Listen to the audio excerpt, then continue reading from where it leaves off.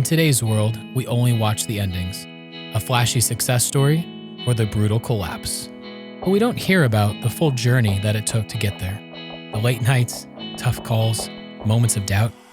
On In Between Sips, we dive deep into the raw, unfiltered stories of what these business owners and leaders have been through and who they became along the way. So pull up a chair, pour a cup, and join us. We're just getting started. Because we all know the best conversations happen in between sips. All right, Chad, thanks for coming on the show. Absolutely, man. Excited to have you. Thank you. Yeah, you got it. Mental Joe Apparel. So many layers to dig into. I'm so excited to hear your story. So excited to hear your company's story. You know, you as an entrepreneur, you and your wife as entrepreneurs. But yeah, let's just kick it off with something fun, man. Yeah. Where are you born and raised? Like, where are you from? Where are you hailing from? You got it. The hood, man. Billings, Montana. You know, the hood.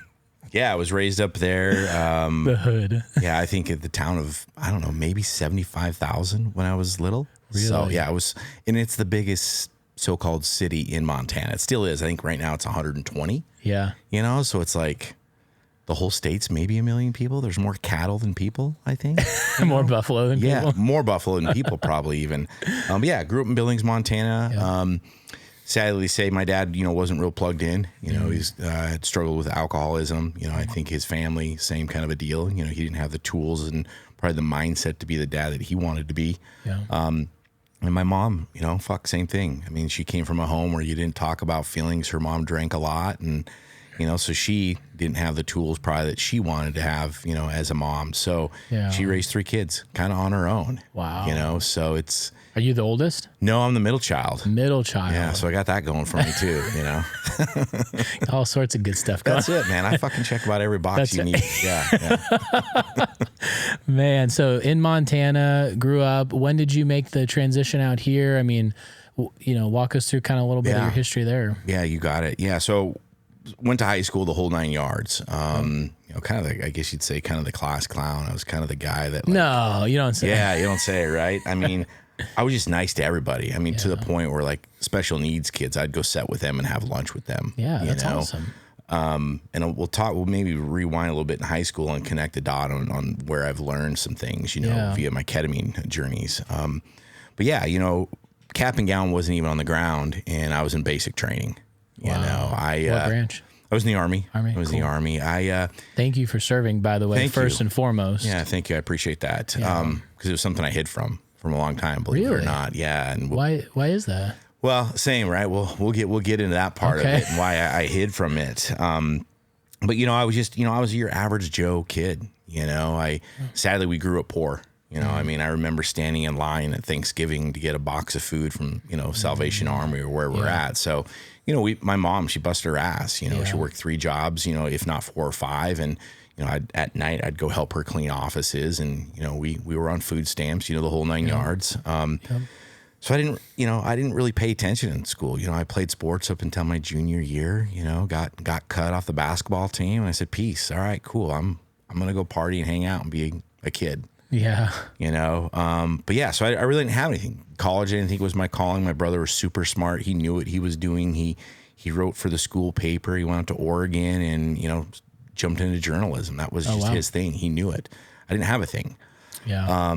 So signed up for the military. Like I said, cap and gown, wasn't even on the ground. And I'm in basic training. Where's your basic at? Fort Benning, Georgia. I think it's different name base now. I think they renamed a lot of these things. But it was Fort Benning back then, what they called the home of the infantry.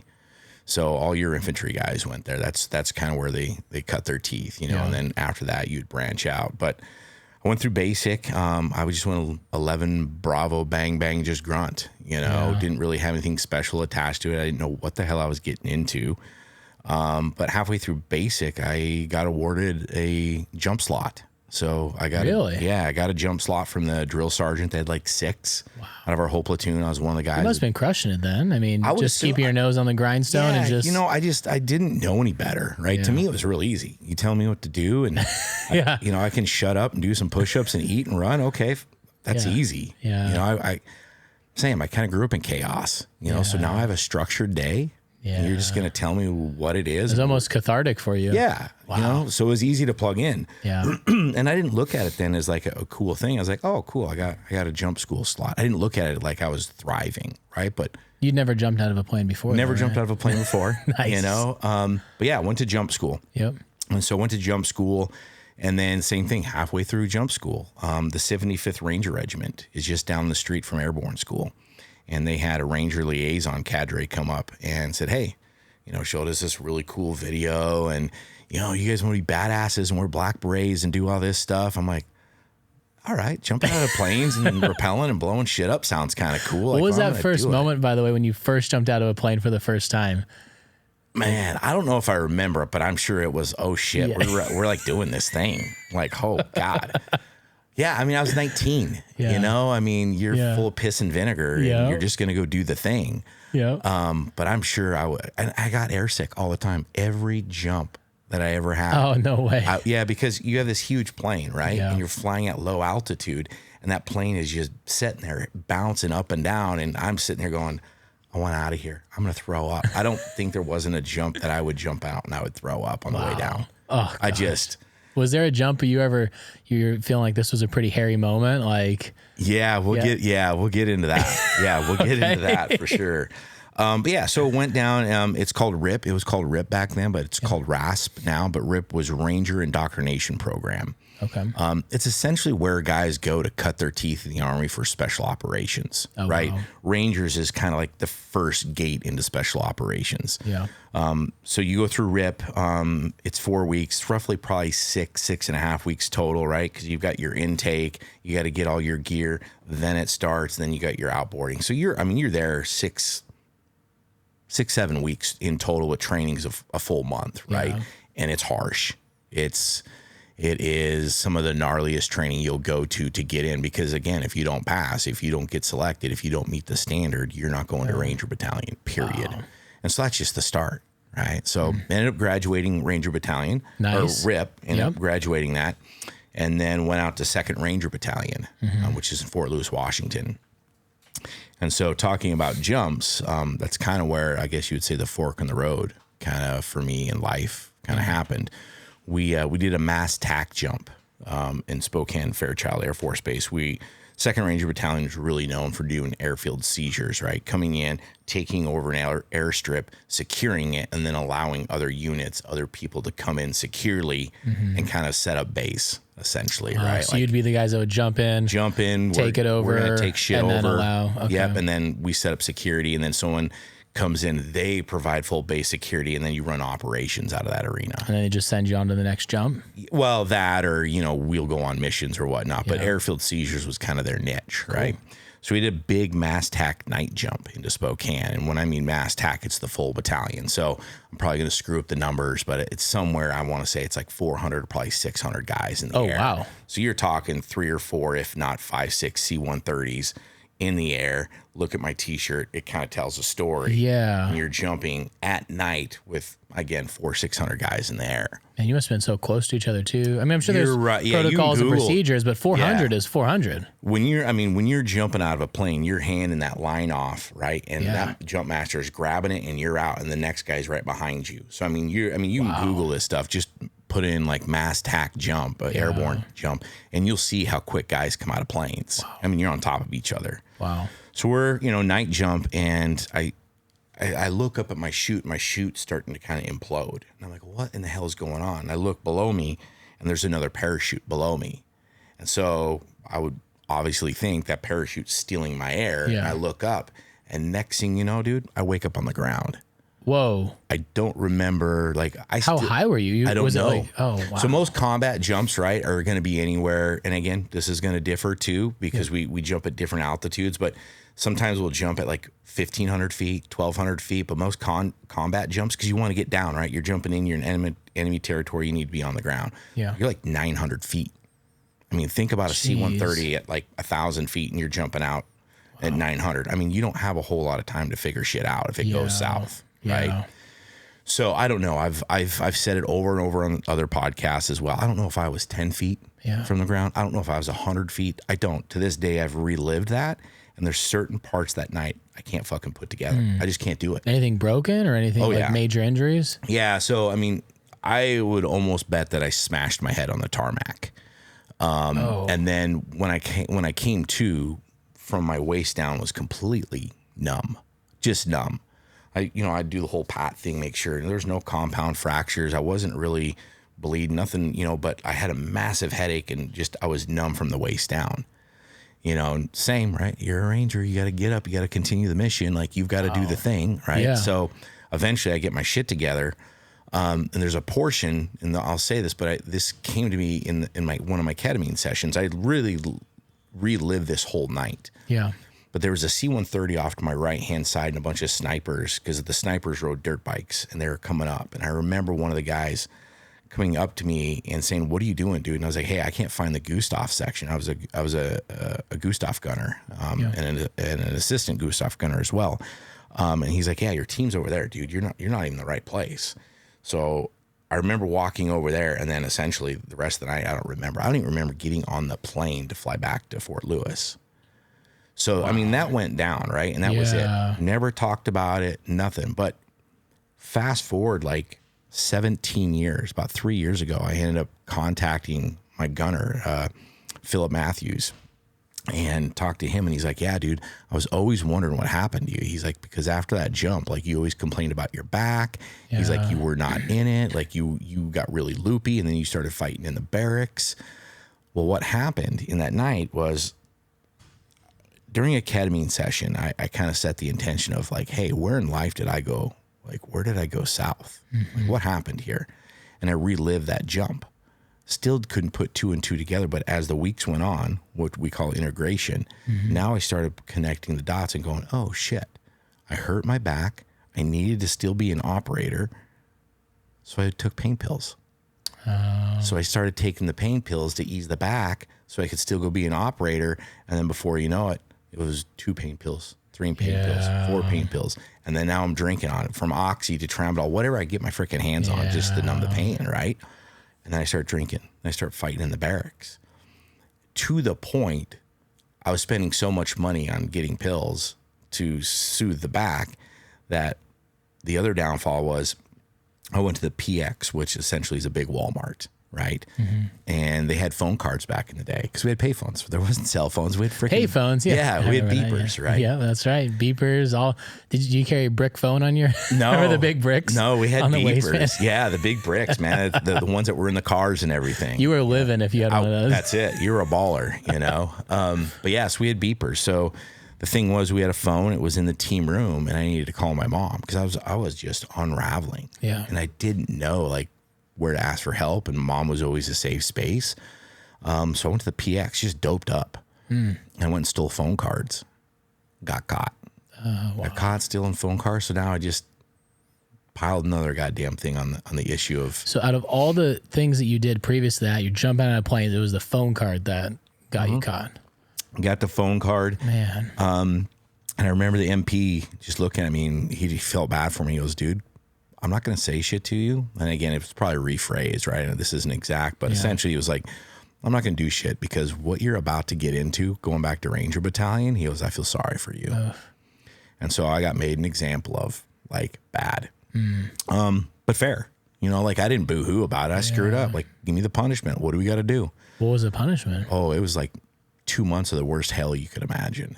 Like just physical, mental, emotional? Yeah, all of it. Because it was blood in the water, right? They made an example out of me. I got brought out in front of my entire company on a Monday morning. First sergeant called me up and said, "Hey, do you want to tell your brothers what you did this weekend?"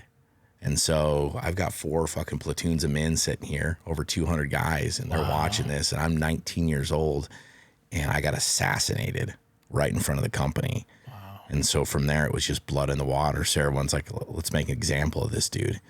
From everything, I got pulled out of my bunk at 2 a.m. and just got hazed. Oh wow! It's a funny story now that I look at it, and I looked at it as like, I deserve the punishment because I screwed up. Yeah. So I'm going to take it on the chin, because I was really good at doing that anyways. Yeah. But yeah, they put me in what we call a fart sack, which is a sleeping bag. And they duct taped me and they lowered me outside of a 2-story window. What? And I had to recite the Ranger Creed until they would pull me back up. So it was nonstop shit like that. Oh my gosh. And some of it was funny and some of it was like, because the guys, like, they liked me. They knew I was a good dude. I screwed up. Yeah. Well, those are your brothers. I mean, you're going arm in arm in combat with. Yep. There's got to be a level of trust. Yeah, a lot of them would just unprecedented level of trust. And what was funny, it wasn't necessarily the guys in my platoon that fucked with me. It was the guys in all the other platoons really fucked with me. You know, I still, like Gustav's section guys, my mortar guys, I can still remember them looking at me like, dude, you're a good dude, man. Don't turn into a shitbag. Yeah. You know, I just made a bad decision at 19, but at the end of the day, I was reaching out for help, really. Yeah. You know, so get kicked out of Ranger Battalion, I go down the street to a regular grunt infantry unit. And if you understand the dynamics of that, being part of like this varsity football team, and then being kicked off to like the Bad News Bears, and you're going, I'm never going to get back to that place. So after all that discipline, then they didn't just kick you off. They waited until they were done with your discipline. Yeah, discipline, I think, honestly, again, being older and still talking to a couple of guys that were in battalion at the time, they're like, dude, there was guys that were selling drugs. There was guys doing way worse shit than you. I think you were just an easy target to make an example of, hey, this kid stole phone cards and we're going to assassinate him in front of all of you. So get in line. Wow. So I think it was, now that I can zoom out and look at it from a different context, like I get it. Like I don't boo-hoo about it. Like it happened, but I hid from that. I hid from that for 20 plus years. And because of that, I created this character. So once I got out of the military, same thing, like, you know, I didn't have much to go back home to. You know, for me, I wanted to walk up that ladder. I wanted to be in special forces, maybe Delta one day. Like I wanted to be part of that tip of the spear, you know? And so I go back home, you know, and I hide, I tuck tail. Like, you know, the story was, you can do that easily in that town. There's only what you said, 170 people. So yeah. I mean, at that time, no, but it's true. At that time, it's 80,000 people. Wow. You know, so, you know, I go home and, you know, I start going back to college, you know, but with that came a lot of the anger and the resentment and the embarrassment of getting kicked out of Ranger Battalion, you know, and I got honorably discharged. You know, I ended up getting my rank back. I got demoted the whole 9 yards. But it was just knowing like I didn't live up to that standard. You know, I had all that anger from all the hazing and stuff that happened because I had no one in my corner. I was literally doing this all by myself. So I go home and I'm still popping pain pills because the back still goes out once in a while. And, you know, you're in Billings, Montana, and, you know, there's not a lot to do. So let's just go to the bars. And before you know it, you know, you get a couple of guys that catch whiff of, oh, this guy used to be in Ranger Battalion and let's test him and let's see what happens. Before you know it, you turn into a bar fighter. And now you become really good. Not undefeated, by the way. I'm not undefeated. But you become really good at it. What was the gnarliest bar fight you were in? Like, how many guys did you take on? There's a couple of them that were probably pretty gross, dude, to be honest with you. I mean, there was a really big one where it was me and about 3 other active duty guys, where it was a bar called Desperados. So if you can paint that picture, right? And there's a bunch of National Guard guys that walked in. So we'll leave it at that. Let's just say it was more than 10 guys, and it was a full on country western bar brawl. Oh my god! I'm talking dudes jumping over tables and you're in Billings, Montana, dude. We get western. You know, it got pretty fucking western. So so I mean that was kind of my shtick. You know, like again, it's not funny. I don't condone it. It was behavior that, you know, quite honestly, I was, you know, creating a character where I didn't want anyone else screwing with me. I was tired of getting screwed with. And if I had this persona, if people knew I was a good bar fighter, like, you're going to keep your distance from me. You're not going to try to square up with me. And again, not undefeated, may I reiterate, you know, but that was the thing. That was this character that I created to protect myself. How old were you at the time? God, 22. 23 maybe. Super young, Still super young. Still didn't have my dad really in my life. I went back home, lived with my mom. Eventually, you know, ended up getting a roommate with a buddy and stuff like that. And then it was just college and party and bar fights and just, you know, just unraveling all. I couldn't make smart decisions. I was engaged twice, ruined both of those relationships. You know, so it was just this complete recycled. I could start seeing as I was getting older and I was like, why do I keep repeating these cycles? Why is it all the same? Yeah. You know, good relationship, things are great. Then you'd get into it, unravel, fight, scream, Around the scream. same time, around the same. Always. Whatever. Yeah. Always. And so, you know, that went on and years and years of that, and ended up meeting Carrie, who's my wife today, you know, girlfriend then. And she had this calmness about her. In Montana? Or? No, down here. So you moved down here. Yeah. Moved down here to get away from it all, or you moved down I think so. Yeah. I think that was the escape, you know? I think it was like, I've got to get away. I've got to change scenery because this is all I'm known for here. And what else am I going to do with the rest of my life? I've got to go see something. So I had an opportunity. I had some buddies that lived down here in Arizona and, you know, came down here when the weather was gorgeous, Waste Management open, you know, and I was like, oh, this place is pretty cool. Yeah. Maybe I'm going to move here. You came at a great time if That's you were here right. for the waste management. I mean, I'm a native here and I love it. There's a few months that are pretty hot, but man, the convenience, the consistency. There's a lot of cool stuff here, man. Yeah, I love it here. I'm a huge Arizona guy. I could leave in the summers. I'm not going to lie. I could leave in the summers. But yeah, so I came down here and, you know, kind of changed that. I was still a little bit of a gnarly guy. I was real brash and get in your face, you know, but I knew it was a different scenery, you know, 7 million people, there's bigger dudes. And, you know, I knew real quick, like, I'm not fighting anybody here, you know, because ASU is just down the street and they have former offensive and defensive linemen as bouncers in Tempe bars. It's true. Not interested. Yeah. Right. So and they have like one of the top MMA programs in college, right? So, underground, whatever. So I correlated all that shit pretty quickly. So I wasn't dumb, you know, but it was a way for me to create a different character, you know, and get out of the Montana thing. And so I've been down here now, I'd say 20 years. I've been down here in Phoenix. This is home now. I still go back to Montana because that's where my roots are at. I love it up there. Yeah. But yeah, so, you know, met Carrie roughly about 14 years ago. And we won't go into all the variables, but it was, you know, we hit it off. Yeah. You know, it was the first time I had a relationship where someone was actually doing something for me. Yeah. You know, and it was a really shared experience. It was really easy to be with each other. There was no expectations. And, you know, that turns into an engagement, and then we get married, and then kids come along. And how'd you woo her, by the way, for the marriage? I mean, just look at me. I mean, you know, she's only human, right? I mean, grade A. That's it. Organic. Prime Montana, all grass-fed beef, girl. No, I don't know. I don't know if it was a woo thing. I think she also didn't have a lot of great relationships. I think she was treated really bad, and you know, I always treated the gals I did really well until I didn't treat them really well, right? Like I went out of my way to make them feel special until like I didn't get that reciprocated, and then I started turning into a resentful prick, right? So hence the unraveling. Yeah. But yeah, it was just easy. It was really easy. Yeah.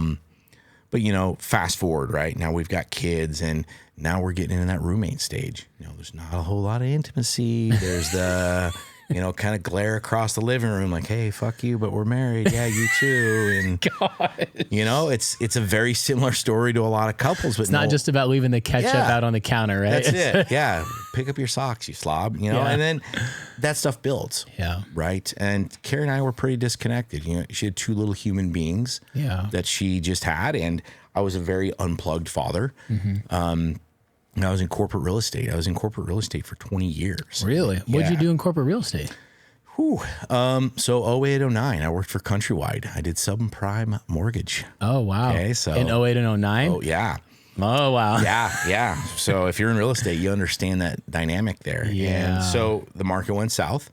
Countrywide, a lot of lawsuits, things went on there. Bank of America ended up taking that book of business over. And so Bank of America was Bank of America. Yeah. They didn't do mortgages. Yeah. They didn't do foreclosures. So I was like one of the very first early onset guys that they hired and brought over from Countrywide to kind of help launch the foreclosure division for Bank of America. Yeah. So I did that for like 12 years for Bank of America, running foreclosures and reselling those assets to investors or municipalities or whatever to turn those homes over that, you know, got foreclosed upon. So did that, and then got my license, was a realtor for, I don't know, 4 or 5 years, something like that. And then Zillow started their iBuyer program, right? So I went in there and started working there and started realizing like, hey, this is like, you can't do real estate this way. Like you can't create your own comps and you can't create your own markets. Like, what are we doing? That was a wild time. My business partner's in real estate. That's why I was curious. And so, you know, we've been in business now for 12, 13 years, I think. And so I got to see all these different fluctuations, you know, from, well, we bought our house when the market crashed. So I had a different perspective on the market then. Yeah, for sure. Definitely blessed. But, you know, watching over the last 12, 13 years of what's happened in real estate, just as kind of an outsider looking into what he's doing. Yeah. That was a wild time to think that technology could replace like the biggest purchase somebody will ever make in their life. And they treated it like that, they did. Right? And yeah. You had guys that really knew numbers and algorithms, but they didn't understand real estate. Yeah. And it was like, no, you're putting a price on a house that's like, pull up 20 comps. Like, this doesn't, like, what are we doing? Well, in Arizona, in a market that's traditionally been one of the better markets, just in general, it's growing, right? Yep. It's not, you know, it's not inflated beyond reason like Seattle or San Fran, whatever. Correct. But we're only pretty stable for the most part. Yeah. But I just thought that was such a wild time to be like, oh, what's the iBuyer program? Because I saw it from when Zillow took over and started trying to, like, that's the part that was weird to me. And I'm going to do a little rant because I think you don't understand. I love it. So Zillow's program was built upon your MLS as a realtor. Yes. But yet they were selling you leads that weren't in your MLS. Yeah. Or they were selling you your own leads from your own listing because their platform. That's when tech like became a little scary in a business that was all relationships, because tech is saying, hey, these are all your listings, but guess what? We have the best platform and people are adopting it. Do you want to buy space in 85308, 85306? And you're like, hold on, but these are my listings. So you're using my listings as ad space without my consent. And now if I say no, you're going to sell it to the next realtor, but these are my freaking listings. Yeah. That was such a weird time and a weird transition. It also showed like how powerful tech can be, which I'm a nerd. So on some level I was like, I get it. That's cool. I get it. Yeah. But on the other side, man, these are the biggest purchases people make in their life. Yeah. You still got to lean on the fact that you've got to have some empathy, and you got to understand like, and I always kind of carried that part with me in the real estate. Like you and I'll go back to the Countrywide days, right? Yeah. You know, they wanted you pulling people's credits. And if you pulled credits, it's always a numbers thing. If you pulled 10 credits, you're probably getting 2 deals, right? You know, that kind of whole thing. Yeah, like bottom of funnel conversions. Like if we pull credit. Yeah. Yeah. And I would get on the phone with some of these people and I'd talk to the guy and he's like, yeah, bro, like my credit's 500. And I'm like, dude, here's the deal, man. Prepare your credit. Here's my number. Give me a call. I'm not going to pull it because if I pull it, I ding you again and I'm not going to hurt you. And I would get ringed. Yeah. And I said, hey, man, quality over quantity. Bingo. Or, you know, all the time. It's in boiler room. Yeah. and I would get chewed up. But, you know, I was always a top producer because I had quality. So if I pulled something and it worked, I knew it was going from A to Z through the funnel. Yeah. Like there was no sticking point. Sure, I could pull your 500 credit, but you know, and I know the book of business we have, there's nothing in our portfolio that's going to help this human being. Yeah. So why am I going to hurt them any further? So I always kind of had that, you know what I mean? I always kind of had that. So so I did the corporate real estate thing, and you know where I live? I live 10 minutes from the front door, Lake Pleasant, right? Yeah. And so Zillow was downtown Scottsdale. Yeah, that's a big. So for 3 years, I was on the road for 3 hours a day. I would get up at 4 a.m. I would drive to Mountainside. I'd work out there, do my thing, go into work, have my cup of coffee, plug into a job I hated, get back on the road at 5:30, 6 o'clock, get home at 7:30, see my kids for 10 minutes. They would go to bed, look at my wife. We might smile or flip each other off. And then we go to bed and repeat, rinse, do again. Yeah. And I finally had it, man. Like Carrie and I weren't connected. The boys were pinging me out. I've never really had any skill set or emotional intelligence to understand stuff. And 5 years ago, this past May, you know, Carrie and I went to a dinner at a friend's house, and it was during COVID and when politics were super, super hot, like they are today. And we had an argument, and I got after it and I stood my ground, and her friends kind of came after me, and Carrie stood there blank in the face. And I stood up and said, fuck you, I'm out. I'm done with this. And I left. I left her there. I went home. And I stewed on it for hours. And so she finally came home, got an Uber, finally came home, and we got into the biggest fight ever. To the point where I walk into my my safe in my room and I pull a gun out. Walk down the hallway. She's standing there. I have the gun to the head, tension on the trigger, and I'm staring at her. And I think there's so many things that night where I think I just blacked out, to be quite honest. But I always kind of revert back on, I can just feel that feel of almost like, say one more word, take one more breath the wrong way and watch what happens. I was just done. You know, our two boys are sleeping down the hall. I'm tired, man. I'm wore out. I'm tired of fighting out of a corner. I'm tired of protecting myself. I've done it my whole life. I'm screwing a lot of things up. I've screwed other relationships up. What's new? I see the cycle, right? Yeah. I see the repeat. How do I get out of this? I've done the talk therapy. I've done all the SSRIs. I'm tired, man. I'm wore out. I don't want to be here anymore. And so I hear, ma'am, are you still there?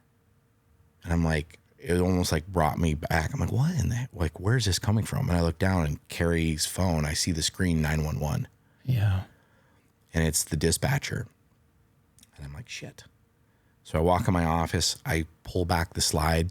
Boom. Round falls out, falls on the ground. I set it on my desk, drop the magazine, walk back, put the gun in the safe. So you had one chambered. Wow. Yeah. Wow.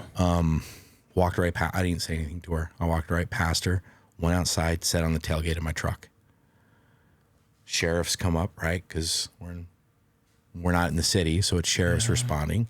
And they're all responding very quickly with lights on, with no sirens. But as they stop, every single guy is coming out of their car with guns drawn. Because why?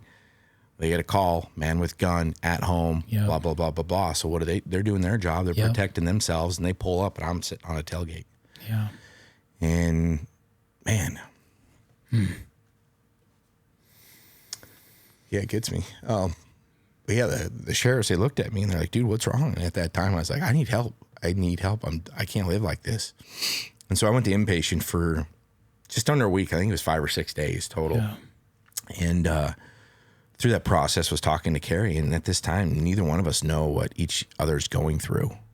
Like, Carrie had no idea that I got taken away in an ambulance. She had no idea that I got sedated to calm me down. And it was 48 hours before her and I could even talk. Wow. And then she, at the same time, is dealing with the cops, and she's dealing with CPS and all the things, with a single mom, with a husband in the cuckoo bin, with 2 young kids. And so she's holding all this stress and trauma, wondering, are we getting a divorce? Is this guy going to be impatient? Like, what is going on? So we finally get to talk. And, you know, she's like, well, what do you want to do? I said, I don't know, but I love you. But I know the way I think and process shit is not normal. This is not normal. She's like, well, what do you want me to do? I was like, I don't care. Look outside the box. Like, help me. Like, I'm done with pills. Like, I can't do this anymore. Oh. And so she found ketamine therapy. And so we started diving down the hole of ketamine therapy. And then before you know it, different modalities and different medicines pops, magic mushrooms, MDMA. And we start reading about all this stuff. And so it probably wasn't 30 or 45 days until I was out of the cuckoo bin, that I went and started setting for my first ketamine session. I knew nothing about it. What do you mean setting? Setting as in going to almost a clinical setting, like a doctor's office. Oh, so you like kind of prepare for your first session? Like the workup of it? Okay. Yeah, I didn't know. Yeah. Like, you know, we'll get into that. Okay. Like, I didn't know. I didn't know what was normal. I didn't know what the process was. Yeah. I just knew, like, I was tired of living this way. And, like, if you're saying this stuff has suicide ideation cut and all these other things, I'm interested because I'm tired of living like this. Yeah. So we went and did ketamine. And sadly, like, again, we didn't know anything, but it was, okay, we're going to put you in this room. We're going to get you in the zero gravity chair. We're going to plug you in with an IV with this stuff that does this. And we're going to pull the curtain in. Good luck to you. Okay. It's just an IV. Cool. All right. So I sit in the chair and we do this thing. I didn't have a playlist. I didn't have eye shades. And I'm sitting here on ketamine in a chair going, the walls are melting. And I'm like, okay, I'm just going to close my eyes because this sucks. Yeah. So that was kind of like my first experience. Yeah. And so, again, as we go down this path, I start learning more and how the right way is to probably set with ketamine, and that you need some integration. You need to start journaling, because I had all these things start showing up in these ketamine sessions. I had no idea what to do with any of it. I wasn't talking to a therapist. I wasn't talking to a psychedelic integration. I was talking to nobody but myself. You're talking like past images, kind of video playback in your head. Exactly. Yeah, like a Rolodex of like images and things that happened in my life that, perfect example is like, why did I create the character that I created? Okay. I went back to Ranger Battalion and the hazing and the stuff that happened there. That's why you said the accident there. Correct. Then the pills and then you can kind of see, like, you zoom way, way out. Like, have you seen the movie Minority Report with Tom Cruise? Oh, yeah. So you know how he's there and he's like taking that's a perfect way to explain it. I was literally in this room on this screen. I could literally grab something, open it, view that image and go, oh, feel the feels, feel the feelings, understand the person I was talking to, close it, understand it. Next, I'd open up another. Was that the first time you finally started to feel like you had closure or clarity? Clarity. I wouldn't say closure, but clarity. I meant like closure on some of those moments, maybe because of the clarity. Yeah, I would think so. But what was even more important is like I could really start connecting the dots of like why I created the character I did, why I made the choices I did, why I started unraveling these other relationships I did, and how I knew it was a cycle. I knew it was repeated. But now I could zoom out and go, oh, that's why I was repeating these things. And then understanding the chaos I grew up in, and then understanding the chaos my parents grew up in, and like really zooming way out on this stuff, and then going, hey, dude, like at 19, you're on your own. You're making the best decisions you could with the small emotional intelligence that you had at that time. So then I started giving myself grace, and then understanding, okay, you made all these really bad decisions. They weren't great decisions. But also, like, understand, like, you didn't have the wherewithal to make the better decision. Yeah.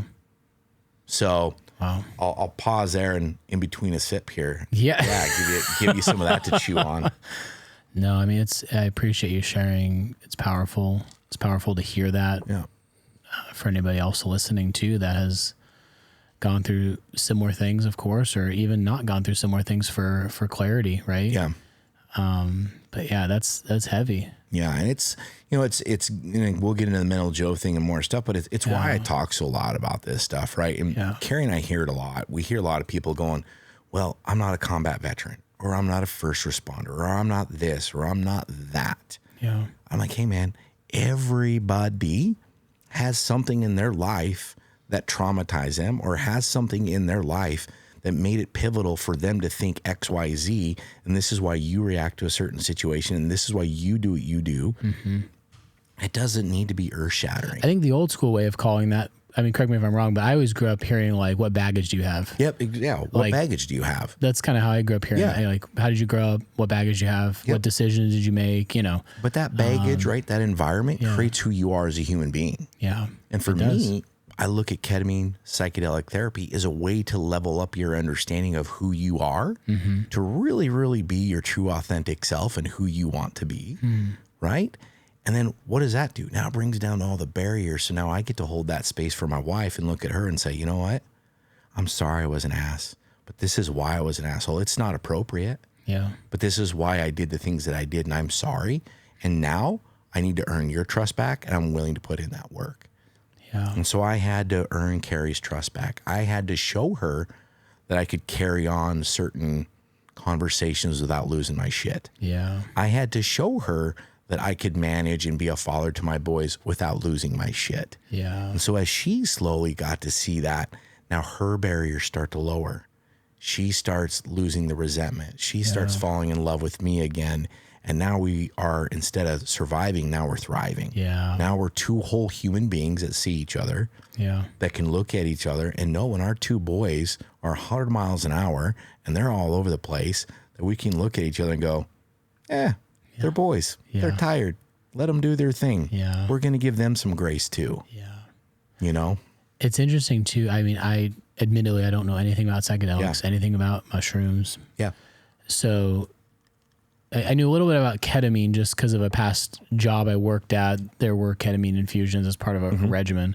So I was somewhat familiar with that. But to hear that you guys were able to like work through all of that on something that's not talked about. Yes. Something that's kind of actually not even not talked about, but probably as you're seeing it firsthand, discredited. Yes, very much so. But to hear your experience through this, nobody can discredit that. No.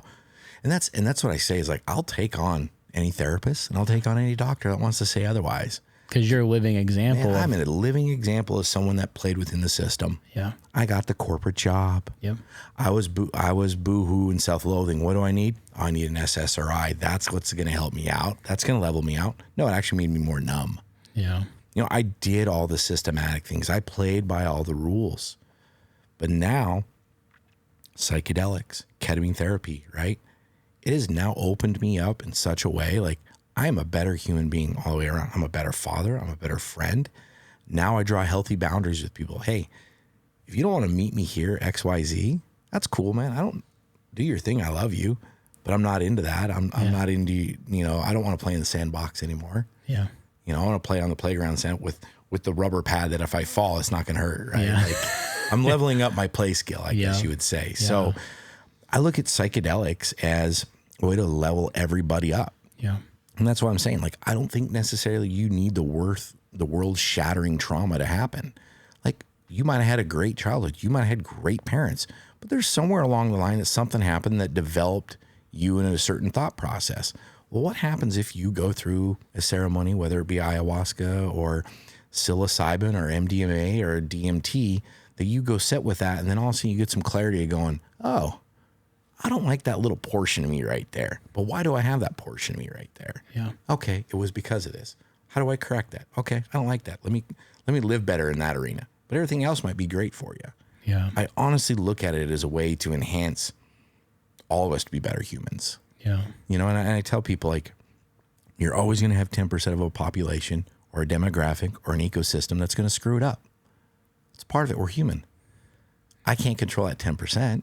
Yeah. But I can sure rally for the 90% that are very curious about this stuff that doesn't know about this. Yeah. And hence that's where the Mental Joe platform got built. Yeah. Yeah. So let's walk through that. Yeah. Thank you for the hat and the shirt, by the way. Absolutely. Absolutely. Let's go. When I pulled that out of the bag you brought, I thought it was the coolest thing because it's just such a reminder, like gratitude, such a reminder. We always say here, serve first. Yep. Like it's just, you know, be grateful for what you have and let that actually sink in. I think sometimes the word gratitude gets thrown around, but if you actually sit on that and sit in that, it's a whole different ballgame. So I appreciate it, but let's get into it because you're rebuilding, right? You're learning more about yourself. Mm-hmm. Marriage is healing, right? Yeah, going through this treatment. And so when was that moment you said, hey, things are going well. Let me be an entrepreneur and start my own thing. Yeah. Because we all know that journey. Yes, we do. And God, you want to talk about, apparel. You want to talk about mental health concerns. Yeah, right.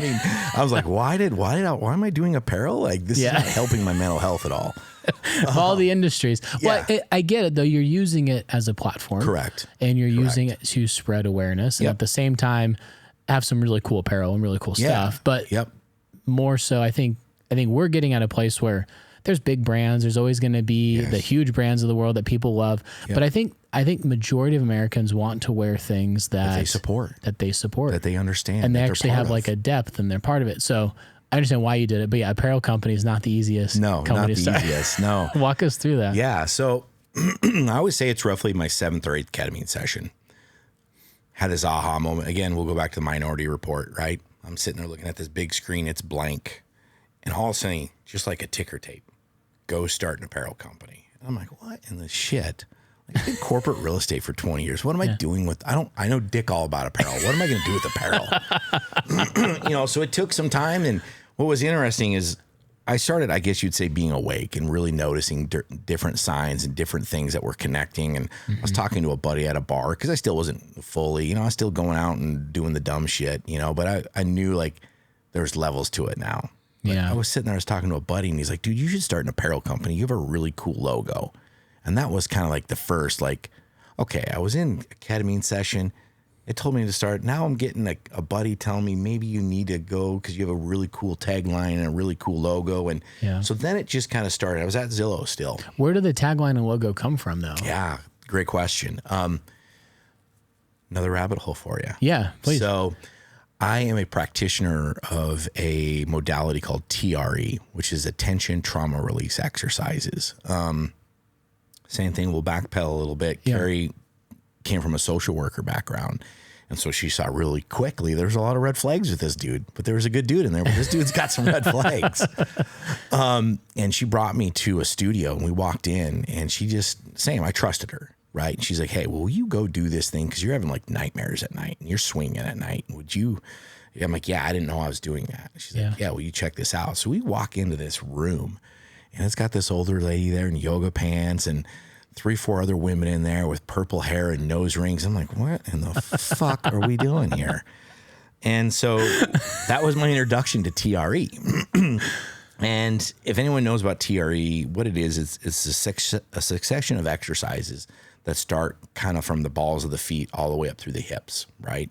Won't go into it, but long story short, it's like a mix of meditation and yoga, best way to explain it. But once you go through this, you lay on the ground and you bring your knees together in a sense. And what happens is our psoas muscle, right, carries a lot of stress and trauma, right? And so what happens there is as that psoas muscle gets fatigued via the exercises, your body, your lower half starts to tremor. And so that tremoring is releasing that toxic energy we carry, if you want, right? Really? Yeah, so much to the point where I didn't tremor, but I went and did some one-on-one sessions with this gal and I was moving I was like Michael Jackson on the floor, dude. I was moving, I was grooving. Wow. But I loved it so much because I was starting to be in a place where I was paying attention to things. And it was some of the best sleep I've ever had. And I was like, this is kind of a cool modality. So I started inquiring, and before you know it, she was putting on classes to teach other people to be a practitioner. And there wasn't a lot of men in this space. I'm like, well, it's cool. I dig it. It works. I don't understand all the physiologically and the parasympathetic and sympathetic and, neuroconnector. I didn't understand. I'm like, nope. All you knew is that you were feeling better, sleeping better. That's it. Able to take on more. Yep. So I'm like, cool, let's do this TRE thing. And so same thing. And I was like, well, this could be a thing. Like, let me create a logo just around TRE. And so that's where we created the Zen setting soldier. Correct? Yeah. And then the circle around him, conquer the battle within, is the tagline, but it's like the Zen circle. If you think about the almost completed Zen circle, that's what Mental Joe sets in. And so instead of that, we just put our tagline around him, conquer the battle within.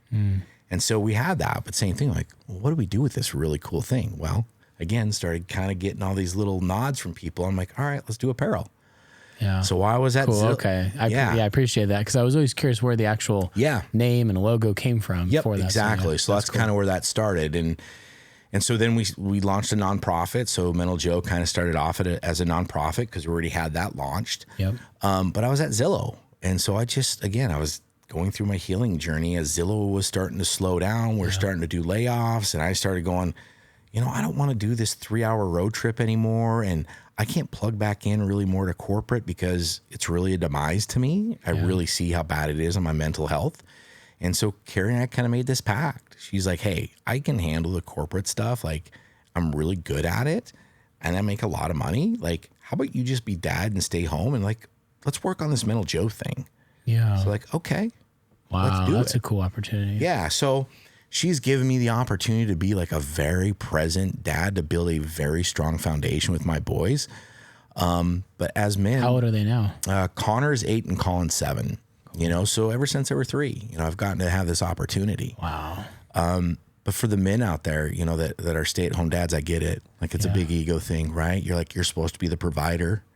It was a thing. It really was a thing for me. Like, I was like resentful sometimes of I'm staying home and folding laundry and vacuuming and I'm OCD to the max. So I was really good at it. I was going to say, you must have crushed. Yeah, I crushed. I crushed it. I was a really good Mrs. Doubtfire, right? Like, without the wig and the mask, I'm really good at it. Yeah. But now I've gotten to the point, like, I realize what an opportunity I have to like really build a relationship with my boys, really be there for Carrie and hold space for her in making sure the boys are taken care of, making sure the house is taken, doing all the other things that most moms probably take on with a job. Yeah. Right. So I've been able to take a lot off her plate, but at the same time, grow Mental Joe. Yeah. Right. So, so we just kind of launched it, man. I do most of the design still. A lot of the designs still come from my brain. I have a graphic designer that I've partnered up with, and he brings these things to life for me. That's cool. Because I'm a really bad sketcher, but I can really see a vision in my mind and what I want to see, and I'll bullet point. And he hates me sometimes. So I'm like, nope, this, no, move that, no, do here, no. And I know, but he's becoming probably a better designer because there's certain things I see and I'm like, I got to make that a design. Well, and if they're selling too, then yes, like that's the other part. That's kind of proof in the pudding for me. Proof of concept. Yeah. Yeah. So when you launched the site, were you like, hey, we launched the site and you're like sitting there waiting for that first order? That's it. Is that it? That's it.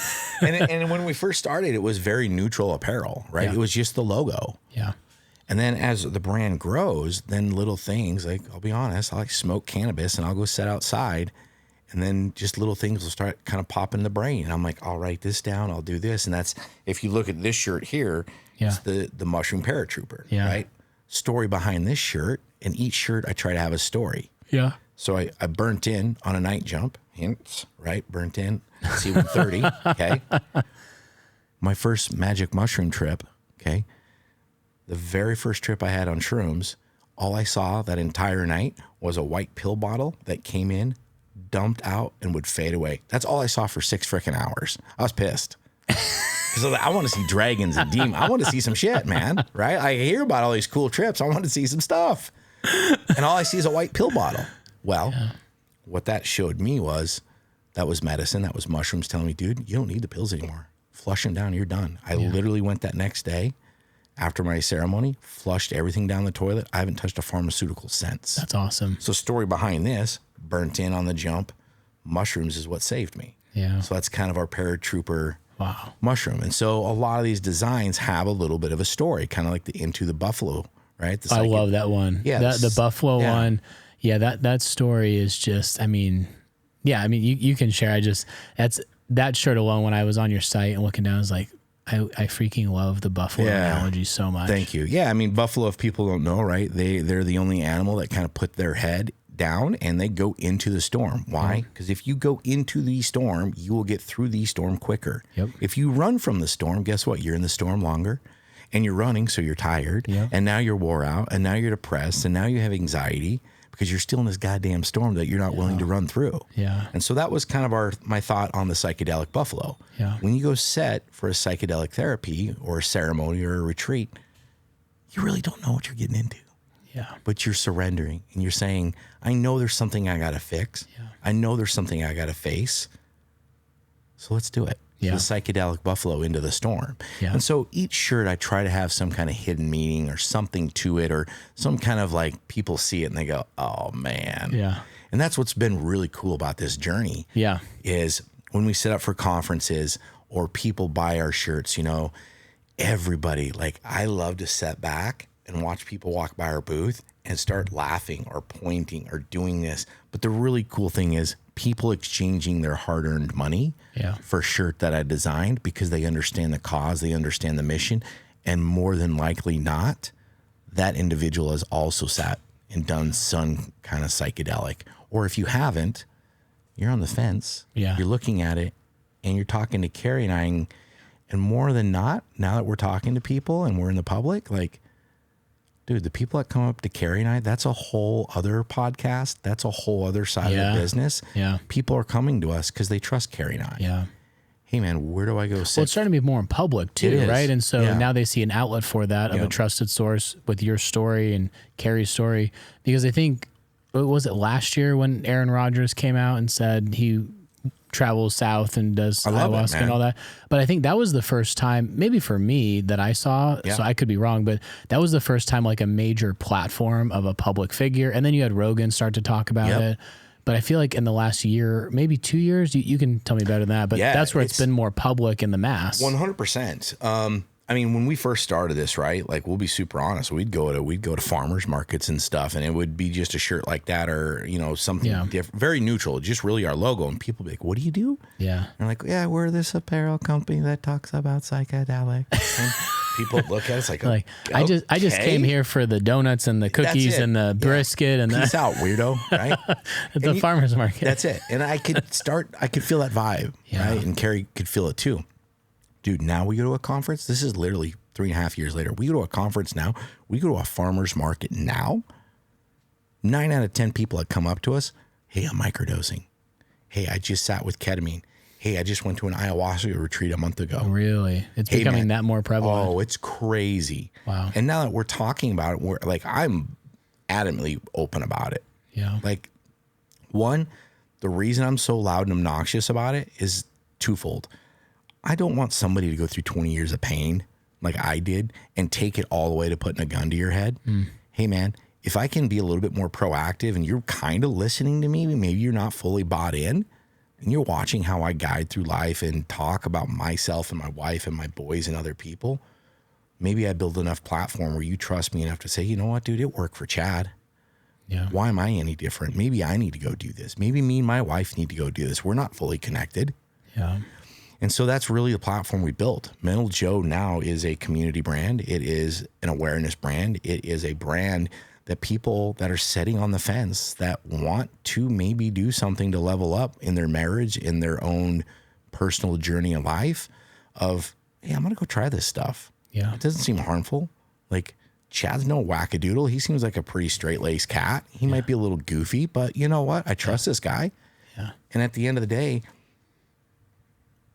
wow, they reach out. Yeah. I literally had 6 people last week on text. Again, I don't really share a lot of it because it's personal, right? And I don't want to be that gross company that, oh, here's another testimonial we got, but we probably need to. Well, you got to share the stories that are similar to yours. I mean, maybe they're not similar to yours, but they have the same outcomes. Yeah, and I think we're going to start doing that because we're going to start asking permission from these people because we had 6 people, no BS, last week reach out to me within an hour span.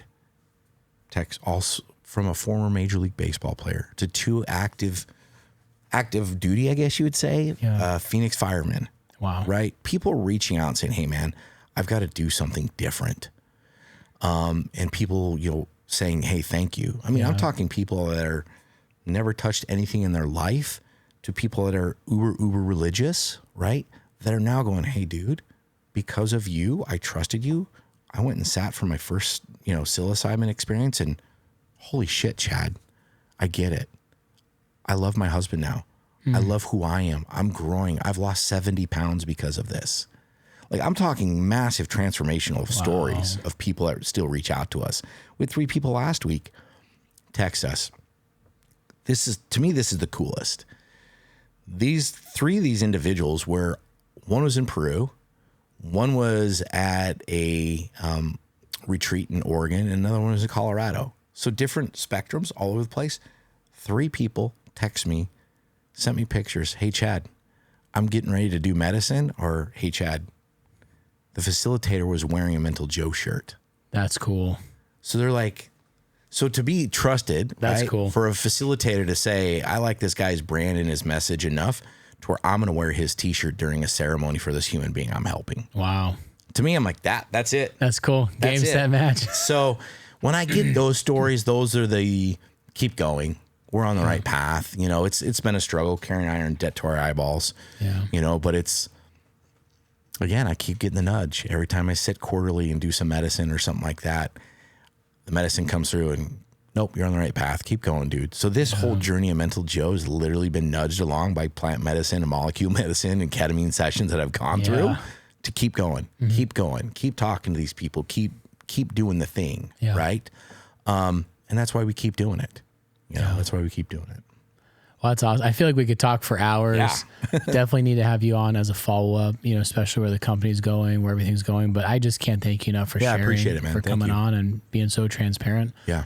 Man, so many questions I have that I'm like, we need to follow up for sure. Absolutely. Before we go, again, I always like to ask this, but one piece of advice or one mantra that you live by or something for an entrepreneur to look at and go, okay, like, what is that you would recommend to any other entrepreneurs out there? Like, I know you have many lessons, many mantras, many whatever that quotes, but is there something that just sticks out? For me, it's like, I think you got to have passion about it, right? If you're solely launching a business because you want to make money, sure. Okay. We all want to make money. I get it, but that's only going to last so long. Honeymoon ends. That's it. Yeah. The reason Mental Joe continues to go is just like I said, I've lost passion along the way, trust me. but it's those text messages, it's those phone calls, it's those Instagram messages I get with people sending me a picture. Hey, I'm in Peru and they got a shirt on. Yeah. Right. That's what keeps me going, because I can slowly see our brand spreading across the nation and the world. Yeah. And we're still a very small mom and pop.